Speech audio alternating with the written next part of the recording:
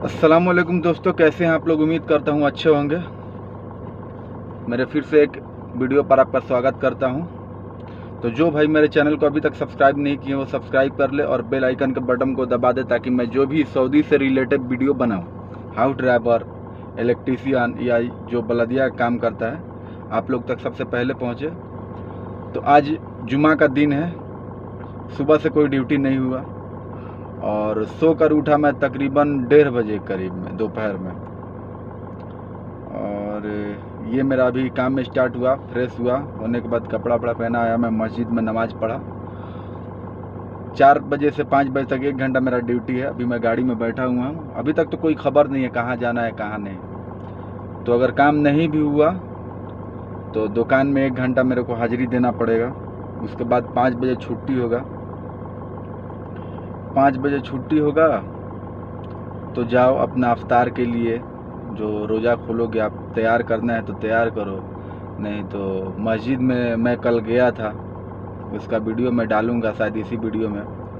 और आज देखता हूँ मस्जिद में जाता हूँ कि कहाँ जाता हूँ। तो कैसे हैं आप लोग। यहाँ पर अल्हम्दुलिल्लाह एक बात है कि भाई मैं इंडिया में जब रोज़ा रहता था बहुत ज़्यादा रोज़ा लगता था, और अल्लाह का शुक्र है यहाँ मैं अगला साल का भी पूरा रोज़ा रहा, 300 का 300 अभी भी रह रहा हूँ, अभी भी एक मिस नहीं किया हूँ। एकदम रोज़ा यहाँ समझ में नहीं आता है। मेरे एक जीजा हैं बहनोई, वो कहते थे जब मैं इंडिया में था कि शमशाद जब यहाँ पर आओगे तो अल्हम्दुलिल्लाह तुम दूसरा देश मत जाना, कुवैत, कतर, ये सब, क्योंकि यहाँ का पैसा में बरकत है। तो मैं इंडिया में था, नहीं समझ पाता था। अल्हम्दुलिल्लाह जब यहाँ पर आया तो समझ में आने लगा, क्योंकि देखिए उस सब देश से यहाँ महंगाई नहीं है, मतलब है, वहाँ के मुकाबले कम है यहाँ पर, समझे। हाँ, यहाँ थोड़ा सा नेट महंगा पड़ता है। आप अगर मोबाइल में चाहिएगा नेट रखना तो नेट यहाँ का महंगा पड़ता है, तो नेट मैं नहीं रखता हूँ। एक मेरा रूम पे वाईफाई मुझे मिल जाता है और एक दुकान के बगल से वाईफाई मिल जाता है, तो मैं नेट नहीं रखता हूँ क्योंकि बहुत महंगा है यहाँ पर। अगर अभी एक नया सिम आया है रेड बुल का, वो रेड बुल है, सलाम है, ये सब का भी आप रखिएगा तो तकरीबन 100 रियाल, 90-92 रियाल आपका आ जाएगा 1 महीना का, समझे। तो मैं नहीं रखता हूँ भाई, सैलरी तो एक उतना नहीं है, ऊपर से मैं बहुत पैसा यहाँ पर लगा कर आया। मैं जब कोरोना का समय था, कोरोना जब नया नया ख़त्म हुआ तो मैं यहाँ पर आया। अभी आने में तकरीबन मेरा एक भाई आया, उसका लगा, आपका एजेंट के जरिए आया तो उसका लगा 90,000, और मैं जब आया तो मेरा टोटल लग गया 1,60,000, जबकि इंडिया से आने में सऊदी इतना नहीं लगता है। तो मेरा क्या प्रॉब्लम था कि उस समय में आदमी भाया होकर आ रहा था, बहरीन में क्वारंटाइन, दुबई में क्वारंटाइन, मालदीव में। तो मैं आया ऐसा समय में कि सऊदी क्वारंटाइन खोल दिया था, तो मैं जिद्दा में तकरीबन 5 दिन क्वारंटाइन होटल में रहा, जिसका चार्ज मुझे पैकेज आपको 50,000 रुपये देना पड़ा। टिकट वकट के साथ ऑफिस में मैं तकरीबन 1 लाख रुपया दिया पैकेज के साथ, टिकट पैकेज, तो हमको ज़्यादा लग गया। ऊपर से देखिए, एक जो भाई सऊदी अरब आना चाहते हैं और वो 10 क्लास नहीं पढ़े लिखे हैं, तो उनके लिए एक ज़्यादा लॉस है क्या कि तकरीबन उनको 15 से 20,000 रुपया इमिग्रेशन का चार्ज देना पड़ता है। भाई ये हमको समझ में नहीं आता है कि एक तो बेचारा पढ़ा लिखा, एक तो गरीब आदमी है, विदेश जा रहा है कमाने के लिए, तो उसके लिए कुछ कम ये करो, कम पैसा लगे। पढ़ा लिखा तो जाएगा तो ज़्यादा कमाएगा, तो उसका 50,000 सैलरी है तो वो 20,000 देगा तो मुश्किल नहीं है। एक बेचारा जो कम पढ़ा लिखा है, 10 क्लास नहीं है, उसका पासपोर्ट में चिपका दिया जाता है कि emigration check required, ECR passport है।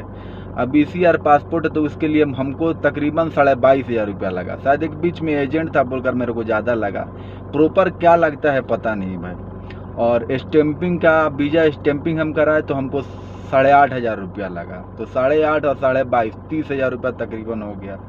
मेडिकल कराएं तो मेडिकल में एक बार हम फेल हो गए क्या, तो वो ब्लड में SGPT एक होता है, कोई एंजाइम होता है, वो हमको डॉक्टर बोला कि SGPT आपका ज़्यादा हो गया है, तो आप ब्लड का, लीवर का डॉक्टर को दिखाइए और 7 दिन दवा खाइए, खाने के बाद 10 दिन बाद आप आइएगा।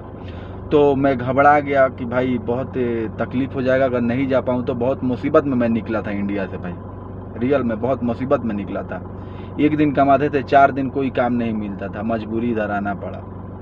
इतना घर का याद आता है यहाँ एकदम।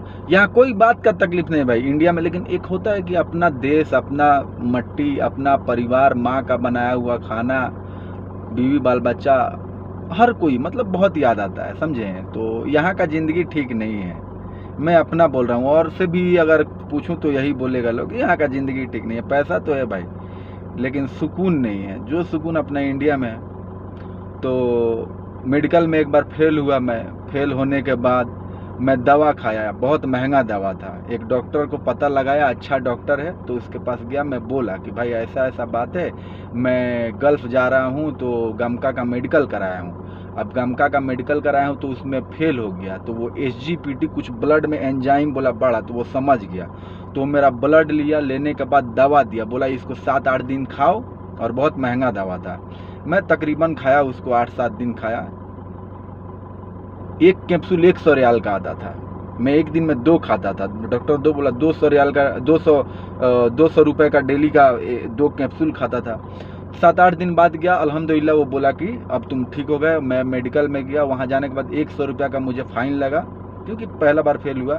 उसके बाद फिर मेरा ब्लड लिया, फिर दूसरा मेडिकल नहीं हुआ, जो हो चुका था, सिर्फ जो इसमें प्रॉब्लम था ब्लड लिया। ब्लड लेने के बाद फिर 2 दिन बाद मेरे को 4 बजे करीब में बोला कि आ जाना। तो उससे पहले ही मैं ऑनलाइन चेक कर लिया था, ठीक है, तो मैं फिट आया था। तो मैं गया, अपना ये लिया, तो तकरीबन मेडिकल में हुई मेरे को 15,000 रुपये तकरीबन खर्चा आया। कोलकाता जाना आना, फिर आपका 6,500, फिर 1,000 अपॉइंटमेंट, मतलब, और 1 हफ्ता दवा चलाया, मेरे को आया उतना खर्चा, समझे। तो यही सब बात है भाई, यहाँ का ज़िंदगी अच्छा नहीं है। अगर इंडिया में कोई काम मिल रहा है, अच्छा मिल रहा है, 20,000 रुपया वहाँ कमा ले रहे हो, तो वहीं का मैं सजेस्ट करूँगा, वो ज़िंदगी ठीक है। अक्सर आदमी यही बोलता है। मेरा बड़ा भाई भी था बाहर में, तो मैं उसको बोलता बाहर में बहुत तकलीफ है, मत जाना बाहर। मैं बोला भाई तू जाता है, घूम कर चला आता है, हम लोग को मना करता है। तो हमको लगा कि भाई वो मेरा चाहता है कि हम ही सिर्फ कमाएं, भाई लोग तो नहीं। जब मैं यहाँ पर आया तो उसका बात, भले हम जाएंगे घर पे फिर आएंगे, लेकिन अच्छा यहाँ नहीं लगता है भाई, सच्चा बोल रहा हूँ, अच्छा नहीं लगता है। बहुत याद आता है घर का, छोटा छोटा बच्चा लोग है। और जब वीडियो कॉल में बात करते हैं तो पापा कब आइएगा, पापा आइएगा तो ये सामान लेकर आइए, पापा आइए। एक तो छोटी बच्ची है, उसको तो समझ में नहीं आता है। पापा, जो भी जहाज जाता है तो ऊपर से कहती है पापा जा रहे हैं, पापा जा रहे हैं, बहुत समझ में आता है भाई। तो आप लोग देखिए, कोशिश कीजिए वहीं पर कोई करे। क्या बोलूँ, अभी मेरा एकदम दिल भरा है बच्चा लोग को याद करके, समझे। तो यही बात है। अगर लेकिन फिर भी आपको वहाँ पर काम वाम नहीं मिल रहा है, आप लोग आना चाहते हैं, तो कोशिश कीजिए कि कंपनी में आए, कंपनी का ड्राइवर में आए, कोई भी ड्राइवर नहीं, कोई भी काम कंपनी में आए, कोशिश करें। लास्ट में देखिए हार जाए, पछता जाए, हार जाए, मतलब थक गए कि कंपनी में नहीं हो रहा है, तो देखिए कफिल से अपना ये कीजिए, यही कहूँगा।